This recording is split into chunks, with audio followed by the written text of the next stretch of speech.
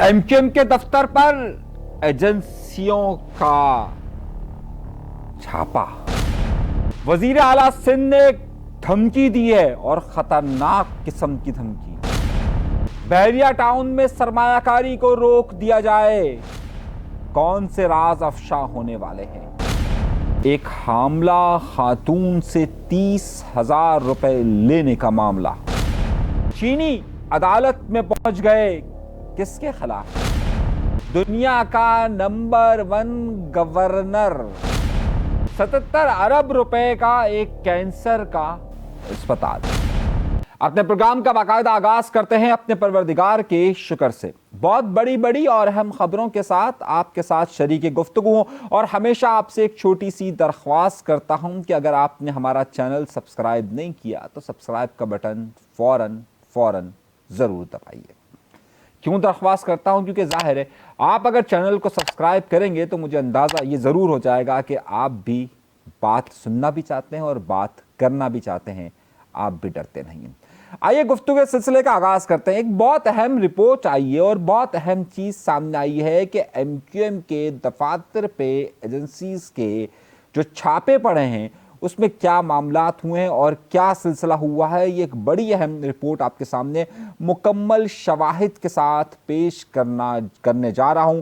ज़रूर देखिएगा कि इसमें मामलात कहाँ हैं और किस तरीके से।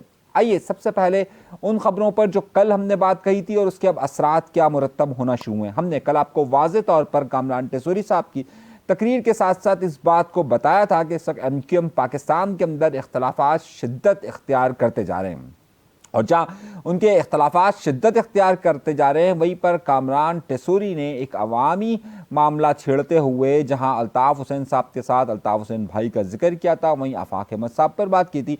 अब उसका रद्द अमल आना शुरू हो गया। अब आप सोच रहे होंगे रद्द अमल कौन दे रहा होगा? एमक्यूएम लंदन दे रही होगी, एमक्यूएम पाकिस्तान दे रही होगी या फिर आफाक अहमद साहब दे रहे होंगे? नहीं जी, अभी हम इंतज़ार यही कर रहे थे कि ये रद्द-ए-अमल आता कहाँ से, मगर ये रद्द-ए-अमल एक बड़े अजीब व गरीब तरीके से आया। कल की तकरीर के बाद से कामरान टेसोरी साहब के ख़िलाफ़ व्हाट्सएप पे मैसेजेस चलना शुरू हो चुके हैं और उसमें बताया जा रहा है कि जनाब कामरान टेसोरी साहब जिन्हें जो है वो अपनी दौलत और ताल्लुकात की बुनियाद पर एमक्यूएम में शमूलियत इख्तियार की और अपनी दौलत और ताकत की बुनियाद पर और ताल्लुकात की बुनियाद पर और ये बने गवर्नर बने और गवर्नर बनने के साथ साथ उन्होंने अपने ताल्लुकात की बुनियाद पर ही इस वक्त एमक्यूएम को वो हड़प करना चाह रहे हैं। ये लफ्ज़ इस्तेमाल किए जा रहे हैं मुख्तलिफ व्हाट्सएप मैसेजेस में। अब व्हाट्सएप मैसेजेस कौन चला रहा है? अब देखिए कल जो उनकी जो गुफ्तगू थी उस गुफ्तगू के कई पहलू थे और जिसमें ज़ाहिर है इस वक्त लंदन के ख़िलाफ़ नहीं आ सकता क्योंकि उन्होंने तो बेसिकली लंदन के थोड़ी सी सपोर्ट समझ लीजिए कि उस हवाले से उन्होंने बात की थी, उन्होंने उनके खिलाफ नेगेटिव बात नहीं की। आफाक अहमद साहब नहीं चला सकते तो फिर कहाँ से ये खबरें चलना शुरू हुई है और अब इसमें शिद्दत आती जा रही है। उनके हवाले से मुख्तलिफ व्हाट्सएप मैसेजेस चलना शुरू हो चुके हैं और ये मैं व्हाट्सएप मैसेजेस आपको बाकायदा दिखा भी रहा हूँ कि क्या मैसेजेस और किस तरीके से चल रहे हैं। खैर अब इस पर शिद्दत आएगी अगले दिनों के अंदर, मगर कुछ और बड़ी खबरें के बात करनी है और बहुत अहम से बात करनी है। इस वक्त सिंध को मुकम्मल तौर पर अजारादारी कायम हो चुकी है या कायम रखी हुई है पाकिस्तान पीपल्स पार्टी में। गुज़िश्ता 17 साल से पाकिस्तान पीपल्स पार्टी बरसरे इक़्तिदार है और सिंध के अंदर उनका दूर दूर तक कोई मुकाबला नज़र नहीं आता। यहाँ तक कि शहरों के अंदर मेयर भी उनके, सूबाई हुकूमत भी उनकी है और अगर ये कहा जाए कि वफाकी हुकूमत से भी वो हर बात मनवाने में आराम से कामयाब हो जाती हैं क्योंकि उनकी बेहतरीन इत्तेहादी या सहारा देने वाली जमात पाकिस्तान पीपल्स पार्टी है। गुज़िश्ता 17 सालों के अंदर कराची शहर में या पूरे सिंध के अंदर आप अगर गौर से देखिए तो पानी का मसला हल नहीं हो सका। यहाँ पर बिजली की लोड शेडिंग का मसला वो वफाक पर डाल देते हैं, जबकि उसके साथ साथ गैस के मसले को भी गैस सिंध जो है सूबा सिंध पूरे पाकिस्तान की 67% गैस को प्रोड्यूस करता है, लेकिन उसके बावजूद भी सिंध में गैस नहीं आती है। उसके साथ साथ इंतज़ामी मामला आप देखिए तो स्ट्रीट क्राइम का मामला वहीं पर मौजूद है। अगर आप दीगर शहर की सूरत हाल को देखिए तो सब कुछ आपको वैसे ही नज़र आएगा। यहाँ पर यूनिवर्सिटीज़ तबाह हो चुकी है और 17 साल से इनके पास है। अब 17 साल के बाद 18वीं तरमीम के बाद इन्होंने HEC बनाया, यूनिवर्सिटीज़ और बोर्ड्स बनाया। यूनिवर्सिटीज़ और बोर्ड्स के डिपार्टमेंट के ज़रिए जो वाइस चांसलर लाते थे वो यही लाते थे। अब बहुत सारे वाइस चांसलर जो है वो इनके लाने के बावजूद भी इनकी मर्जी के नहीं है। अब ये उस पर इन्होंने ये कहा कि जनाब ये जो वाइस चांसलर यूनिवर्सिटीज़ के बनते हैं, जो यूनिवर्सिटी के आप हेड्स बनते हैं, उनके लिए फार्मूला रखा जाए कि जनाब एक सर्च कमेटी बनती थी, वो वाइस चांसलर्स को लाती थी। अब मसला यह है कि जो इनके कुछ पसंदीदा वाइस चांसलर्स हैं, जैसे एनएड यूनिवर्सिटी वाले इनके बड़े पसंदीदा हैं, उनके दोस्त भी हैं, तो उसमें आप उनको खामियां नज़र नहीं आएगी। लेकिन कुछ वाइस चांसलर आ गए इनकी मर्जी के बगैर। अब इन्होंने कहा कि जनाब उन वाइस चांसलर के लिए ज़रूरी होता था कि उनकी तालीमी काबिलियत तकरीबन PhD के बराबर हो, उनको इंतज़ामी काबिलियत हो उनके अंदर, उनके पास तजर्बा हो, और उसकी बुनियाद पर सर्च कमेटियां जो है वो वाइस चांसलर्स को लाती थी। अब इन्होंने अपने पसंद के लोग लाने की कोशिश की, लेकिन वो भी इनके हाथ से निकल गए। अब इन्होंने ये फैसला किया है कि जनाब किसी भी सरकारी ऑफिसर को वाइस चांसलर बनाया जा सकता है। उस पर कई यूनिवर्सिटीज़ के अंदर हो रहे हैं एहतजाज। आज इन्होंने धमकी दे दी। धमकी क्या दी कि जनाब एक वाइस चांसलर था जो कि जिनसी हिरासानी के मुकदमात में था, यानी कि जिनसी हिरासानी समझते हैं ना, यानी ख़वातीन के साथ बदतमीजी, मैंने उनको निकालने की कोशिश की, वो नहीं निकाल सका। फिर एक वाइस चांसलर था जो फ्रांसीसी टीम के खर्चे खा गया, लेकिन उस पर भी कोई कार्रवाई नहीं हो सकी, इसलिए जो है वो मैंने ये सोचा है। अब उन्होंने धमकी दी। धमकी क्या दी कि मुझे इनसे हिसाब लेना आता है, मैं देख लूंगा कौन लोग जो हैं वो ये बने हुए, इस तरह की उन्होंने गुफ्तगू की, और कौन लोग जो हैं वो हड़तालें करवा रहे हैं यूनिवर्सिटीज़ के अंदर। अब पाकिस्तान पीपल्स पार्टी अपने आप को डेमोक्रेटिक गवर्नमेंट कहती, डेमोक्रेटिक जमात कहती है, लेकिन आप उनके रवैयों के अंदर देखिए तो आपको यही नज़र आएगा कि नहीं, हम निमट लेंगे, हम निमट लेंगे। 17 सालों में उन यूनिवर्सिटीज़ का सिस्टम वो बेहतर नहीं कर सके, एजुकेशन सिस्टम को वो बेहतर नहीं कर सके, लेकिन धमकियाँ भरपूर देते हैं, और धमकियाँ दिए भी किस किस तरीके से रहे वो आपके सामने मौजूद है। अब इन धमकियों के असर कहाँ तक होता है ये भी देखने वाली है। अब दूसरी तरफ जो है वो इनकी मुखालिफ जमातें, वो MQM हो, PTI हो, वो उन यूनिवर्सिटीज़ इंतज़ामिया के साथ जाकर खड़ी हो गई है और कह रही है कि जनाब जो लोग हड़ताल कर रहे हैं हम उनके साथ हैं, जो लोग मुजाहरे कर रहे हैं हम उनके साथ खड़े हैं, और हम पीपल्स पार्टी को इसको नहीं मानते। अब इस मामले में आती जा रही है शिद्दत। तो आपको लगता है कि क्या पाकिस्तान पीपल्स पार्टी इसको नहीं कर सकेगी? मुकम्मल आशीर्वाद हासिल है, सही। और इन्होंने अभी वफाक पर इल्ज़ाम डाल दिया कि वफाक की HEC ये कह रही है कि जनाब ये मामला नहीं होना चाहिए, इन्होंने उसको भी आड़े हाथों लिया है। तो दरहकीकत इस मामले में तसादुम बढ़ता जा रहा है, मगर मेरा नहीं ख्याल कि जो सियासी जमातें हैं वो इसमें कोई भरपूर रद्द अमल रखने की हिम्मत रखती है, और मुराद अली शाह साहब इसी तरीके से धमकियाँ देते रहेंगे और इसी तरीके से अपना काम करते रहेंगे, क्योंकि इस वक्त पाकिस्तान पीपल्स पार्टी में मुराद अली शाह पे मुकम्मल तौर पर आशीर्वाद है इनकी क़यादत का भी, और मुकम्मल तौर पर आशीर्वाद है वहाँ का भी। आप सबसे ज़्यादा समझदार है कि वहाँ से क्या मेरी मुराद है। वहाँ से मुराद इस्लामाबाद आसिफ जरदारी साहब ज़ाहिर सदर हैं, आप समझ गए ना मैं किसकी वहाँ का जिक्र कर रहा हूँ। खैर, एक नुकता ये हो गया और एक खबर ये हो गई। तीसरी बड़ी खबर की तरफ आते हैं, और तीसरी बड़ी खबर जो है वो हमारे पास बहुत अहम और बहुत ही दिलचस्प है। आपको याद होगा कि कई दिनों से जो पाकिस्तान पीपल्स पार्टी के मेयर हैं मुर्तज़ा वहाब साहब, वो एक ग्राउंड है जिसको कहते हैं संगम ग्राउंड। संगम ग्राउंड में MQM की ज़ेली इदारा यानी कि खिदमत खल्क फाउंडेशन का दफ्तर मौजूद है। अब जो खिदमत खल्क फाउंडेशन का दफ्तर, वहाँ पर मैयत बसें उनकी मौजूद है, जिसको एक नोटिस मुर्तज़ा वहाब साहब ने दिया था कि जनाब आप इसको खाली करें, और अगर आपके पास इसके कागजात हैं तो आप कागजात ला कर दें, वरना इसे संगम वाले को आप लपेटिए। अब हुआ ये कि कुछ दिनों से तो MQM बहुत कह रही थी कि जनाब जो उनके नीचे के लोग हैं वो कह रहे थे, MQM पाकिस्तान जो कह रहे थे हम देख लेंगे, हम यूँ करेंगे, हम यूँ करेंगे, हम ये मामला है, हम ये मामला। अब आपको मालूम है इस वक्त MQM पाकिस्तान बेचारे की क्या पोजीशन है, अब क्या कहना। अब MQM पाकिस्तान के जो अब वो KKF के एडमिनिस्ट्रेटर हैं या क्या है, नाम उनका है असलम मुमताज़। मैं आपको एक लेटर दिखा रहा हूँ, इस लेटर को ज़रा गौर से देखिए और गौर से पढ़िए। इसके दूसरे पैराग्राफ में ये लिखा गया है कि आपको मालूम होगा कि MQM के दफ्तर पर मुख्तलिफ एजेंसीज़, लफ्ज़ इस्तेमाल उन्होंने किया है, एजेंसीज़ ने कई छापे मारे जिसमें वो उनके तमाम दस्तावेज़ात और कागजात को लेकर चले गए। इसलिए अब हमारे पास ये जो KKF की वहाँ पर संगम ग्राउंड के अंदर जो KKF का दफ्तर है उसके कागजात मौजूद नहीं है। अब मैं आपको बताता हूँ बहुत सारी बातें, किसने किए छापे, किसने किए मामला। अब सरकारी कागज़ तो फिर दूसरी जगह भी होता है ना, और आपके ताल्लुकात इतने अच्छे होते हैं कि जनाब आप उसके डुप्लीकेट निकलवा सकते हैं, कोई इतना बड़ा इशू नहीं होता। अगर आपके पास कागजात नहीं भी है तो आप प्लॉट नंबर दें, आप आराम से चीज़ें निकल आती हैं। अब उन्होंने रिक्वेस्ट की है, ज़रा सुनिएगा, दरख्वास्त की है मुर्तज़ा वहाब से, यानी MQM मुर्तज़ा वहाब से इस पोजीशन पर आ गई है एमक्यूएम कि अब एमक्यूएम पाकिस्तान दरख्वास्त करती है मुर्तज़ा वहाब से कि जनाब तुसी ग्रेट हो, माफ़ी दे दो, सही है, माफ़ कर दीजिए।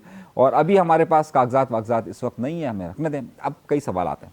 सबसे पहली बात, वो कौन सी एमक्यूएम का डेटा या एमक्यूएम की जो फाइल्स हैं वो आपको पता है किस एमक्यूएम की तो बड़ी बड़ी फाइल्स आपको पता है कहाँ कहाँ मौजूद है। एमक्यूएम को तो ये भी पता है कि कौन कौन से घर उनके अपने हैं। वो लंदन में जाकर मुकदमा कर लेते हैं कि जनाब ये तो एमक्यूएम की ट्रस्ट का है, तो खिदमत खल्क फाउंडेशन भी एक ट्रस्ट है, तो ज़ाहिर है इनके पास इनके कागजात भी होंगे। लंदन में भी उन्होंने मुकदमा किया, तो यहाँ पर भी कह देते हैं कि जनाब ये तो है, बहुत सारे घर ऐसे हैं जिनकी जो अभी तक नहीं दिए गए। अच्छा, ये लंदन वाले केस की भी मैं एक डिटेल आपको चंद दिनों के अंदर दूंगा, और बड़ी अहम मालूमात उस हवाले से मेरे पास आई है कि उस हवाले से एक लॉबिंग हो रही है, वो क्या हो रही है उस पर खैर अभी वो मौजूद नहीं है। अब एमक्यूएम के पास इसके कागजात मौजूद नहीं है। मैं नहीं समझता कि ये काम ऐसे होगा। मुझे बड़ी हैरत हुई कि उन्होंने इस ख़त के अंदर एजेंसीज़ का वर्ड इस्तेमाल करने से फ़ौरन लोगों को डाउट होता है कि डिपार्टमेंट्स, वो लफ्ज़ कह सकते थे कि मुख्तलिफ डिपार्टमेंट्स, लेकिन डिपार्टमेंट्स के बजाय उन्होंने लफ्ज़ इस्तेमाल किया एजेंसीज़ का। अब ऐसा भी नहीं कि एमक्यूएम एक पढ़े लिखे, अपने आप को पढ़े लिखे की जमात अब कहती है, तो अगर एमक्यूएम में अगर इतने ही पढ़े लिखे लोग हैं, बड़े मारूफ लोग हैं, बड़े मायनाज लोग हैं, तो हकीकत एमक्यूएम के मामलात इस वक्त ऐसी जगहों पर आकर फंस गए हैं कि उन्हें ये लफ्ज़ इस्तेमाल करने पड़े और फिर मुर्तज़ा वहाब से इनको दरख्वास्त करनी पड़ रही है कि जनाब तुसी ग्रेट हो, माफ़ी दे दो, तुसी ग्रेट हो, माफ़ी दे दो। सवाल ये बनता है कि एमक्यूएम को यकीनन ये मालूम होगा कि कौन सी एजेंसीज़ का जो वर्ड इन्होंने इस्तेमाल किया है वो किसके लिए इस्तेमाल किया है। डिपार्टमेंट्स का वर्ड इस्तेमाल होना चाहिए था, या फिर अगर एजेंसीज़ का वर्ड इस्तेमाल किया तो ज़ाहिर रिकॉर्ड आपको वहाँ से हासिल हो सकता है, रिकॉर्ड आपको वहाँ से मिल सकता है, उन डिपार्टमेंट से भी और उन जगहों से भी। मैं इस अंग्रेज़ी को दाद देना चाहता हूँ, जिस तरह की अंग्रेज़ी लिखी गई है, जिस तरह के मामलात लिखे गए हैं, ये सोचने की बात है। और ज़रा सा इस पर तो कान खड़कने चाहिए कि हुआ कहाँ है, कहाँ से मामलात आए और किस तरीके से आए। ये एक बड़ा नुकता है। अगले खबर की तरफ आते हैं और अगले नुकते की तरफ आते हैं। बहरिया टाउन के अंदर पिछले 4 दिनों के अंदर प्रॉपर्टीज़ बहुत बुरी तरीके से डाउन हुई है, और कराची के जो बहरिया टाउन है उसका असर सब जगह पर देखा जा रहा है। और बहरिया टाउन में ये जो जगहों की प्रॉपर्टीज़ की कमी आई है, उसकी एक सबसे बड़ी वजह जो नैब ने एक ख़त लिखा था, और जिसमें नैब ने एक ऐलान जो किया था, उसमें उन्होंने ये कहा था कि जितने भी लोग बहरिया टाउन में इस वक्त सरमाकारी कर रहे हैं, खुसूसन दुबई वाले प्रोजेक्ट में, वो इल्लीगल है। और फिर उन्होंने ये भी कहा था कि कराची में जो सरमाकारी की गई है वो भी इल्लीगल थी, यानी कि जो बहरिया टाउन की तरफ से की गई वो भी गैर कानूनी है।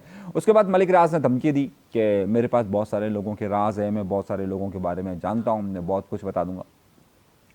आज इसका जवाब आया है, और आज इसका जवाब दिया है ख्वाजा आसिफ साहब ने। जरा सा क्या कहा है, मैं चाह रहा हूँ जरा सा आप सुनिए कि इस बारे में क्या कहा है। अगर कोई समझता है कि ये बात जो है रुक जाएगी और ये अनटचेबल है, इनको कोई हाथ नहीं डाल सकता, तो वो वक्त चला गया, अब रियासत इन पे हाथ डाले। अच्छा, इसी से मिली जुली बात जो है वो इमरान खान ने कही है। इमरान खान ने भी कहा है कि जनाब हाँ, इसको चाहिए कि राज सारे अफशा कर दें, हम देख लेंगे राज अफशा कर लें। देखिए, ये जितने भी करप्ट लोग होते हैं ना, या ये जो अपने आप को बादशाहगर समझते हैं, ये जब बादशाहत इनकी ख़त्म हो रही होती है, या इन बादशाहत को जब नुकसान पहुंचाना का खदशा होता है, तो फिर ये दूसरों को नुकसान पहुंचाने की धमकियां देते हैं। जब तक गुड्डी गुड्डी चल रहा होता है तो सब कुछ अच्छा होता है, जब बुरा होता है तो फिर सब कुछ बुरा हो जाता है। खैर, इस सारे मामलात, इस सारे झगड़े में ताहाल अभी अगले 2-3 सालों तक तो मुझे नहीं लगता कि मलिक रियाज की कोई दाल गलेगी और मलिक रियाज के मामलात हल होंगे, क्योंकि जो इस वक्त सूरत हाल नज़र आ रही है, जिस तरह का क्लैश इनका इस वक्त पाकिस्तान की मुक़तदरा इदारों के साथ, यानी कि नैब वगैरह के साथ या दीगर इदारों के साथ जो मामलात इनके चल रहे हैं, मैं नहीं समझता कि मामला इतना स्मूथ होगा। इनको तवक्कुआत ये थी कि जो बैकडोर डिप्लोमेसी के ज़रिए खान के जो मुज़ाकरात चल रहे हैं, अगर उससे मामलात हल हो जाते हैं तो इनको कुछ उम्मीद हो जाएगी। लेकिन जब उस मुकदमे का फ़ैसला आ चुका और मुज़ाकरात की इनकी नाकामी हो गई, तो उसके बाद जो है वो नैब का स्टेटमेंट आया। नैब के स्टेटमेंट के बाद मलिक रियाज का स्टेटमेंट आया, और मलिक रियाज के स्टेटमेंट के बाद ये सारी सूरत हुई। अच्छा, अब इसमें मैं आपको फिर बता रहा हूँ, मलिक रियाज का नाम बड़े बड़े मैंने सहाफ़ी को भी देखा है, वो उनका नाम लेते हुए कतराते हैं। मैं कल देख रहा था जियो न्यूज़, तो उसमें शाज़ेब खानज़ादा कह रहे हैं एक प्रॉपर्टी टाइकून, एक प्रॉपर्टी टाइकून। अरे भाई, नाम लो ना, उसने नैब ने तो नाम लिया है ना, मलिक रियाज, सही है।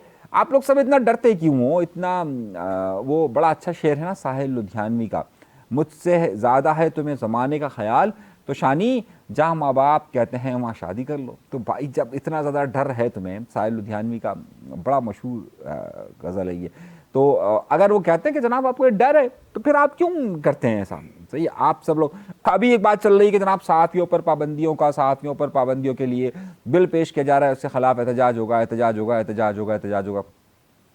ये हुकूमतें तो सारी ऐसे ही होती हैं, ये मुक़्तदरा ताकतें हमेशा से इसी तरीके से रही है कि जनाब सहाफ़ियों पर पाबंदी, सहाफ़ियों पर पाबंदी, सहाफ़ियों पर पाबंदी। अब ये सब भुगतते हुए आ रहे हैं। तो जहाँ हमने इतने सितम सहे, वहाँ ये सितम एक और सही। हाँ, जहाँ हमें तो मालूम है कि भाई हमारे घरों पर तो सब कुछ हो चुका है ना, छापे वापे सब कुछ, सारे मामला हो चुके हैं। हम तो ये सब, जब ये कानून नहीं था तब भी ये सब कुछ देख रहे थे, नहीं देखा कि आप सब इस बात के कमाए कि जब हमने ये सब कुछ देखा तो हमने सब कुछ बर्दाश्त करते हुए आ रहे हैं, हम उस वक्त से बर्दाश्त करते हुए आ रहे हैं। तो अगर नई चीज़ आ जाती है तो हमारे लिए तो कोई नई नहीं। लेकिन जो इसके बड़े दावेदार बनते हैं, बड़े बड़े टीवी चैनल्स के मालकान, ये वो, ये हुकूमतों से जाकर मिलते हैं। अच्छा, ये जब हुकूमत से जाकर मिलते हैं कि जनाब हमारा ये मसला, ये सहाफ़ियों के ऊपर ये बात की जा रही है, इसको आप रोकें, ये बात नहीं करते, या उसके बहाने जाते हैं, अपने उल्लू सीधे करते हैं सारे, और उस पर माहिर है सारे, तो करने दीजिए। तो जहाँ इतना सितम सहा है वहाँ और सितम सही, लेकिन ज़ाहिर है जद्दोजहद जारी रहेगी। आज़ादी इजहार के लिए हम अपनी बात करते रहेंगे, जद्दोजहद जारी रखेंगे, और जहाँ तक भी मुमकिन होगा हक़ और सच आप तक पहुँचाते रहेंगे। अब जितनी भी बंदिशें हों, ये सब तो भुगतते हुए आ रहे हैं ना, तो कोई मसला नहीं। एक और सही, सही, एक और सही, तो एक और सही। वो तू है हर जाई तो अपना भी है तो और सही, तू नहीं तो और सही, और नहीं तो और सही। वो वैसे ही शेर आ गया, लेकिन इस पर नहीं है। लेकिन ये शेर वैसे ही आ गया याद। तो खैर देखते हैं कि जिस तरीके से सहाफ़ियों पर पाबंदी और इसकी बात कही जा रही है, तो ये भी देखते रहेंगे, ये भी मामलात सुनते रहेंगे, बर्दाश्त करते रहेंगे। आखिरी खबर जो है वो मुझे देनी थी, लेकिन मेरा ख्याल है वक्त बहुत ज़्यादा हो गया। अभी के लिए इतना ही, अगले प्रोग्राम में मज़ीद आपको खबरें देंगे। और हाँ, कुछ लोगों ने ये कहा है कि वो जो हिस्ट्री की हम कहानियाँ हिस्ट्री बताते हैं, तारीख़ के जो वाक़यात बताते हैं, वो बताते रहा करें, उस हवाले से हम प्रोग्राम करते रहेंगे। और हम एक और सिलसिला भी शुरू कर रहे हैं, और वो सिलसिला होगा मुख्तलिफ़ जो कहानियाँ हैं उनका भी, उस हवाले से हम आपको देंगे। वो सिलसिला भी हम आपको बताएंगे कि शहर में क्या क्या होता रहा और कैसे कैसे होता रहा, कुछ अजीब व गरीब कहानियाँ भी हम आपके सामने रखेंगे। अगर आपने चैनल सब्सक्राइब नहीं किया तो सब्सक्राइब का बटन ज़रूर दबाइए। इजाज़त दीजिए, अल्लाह ने के बाद।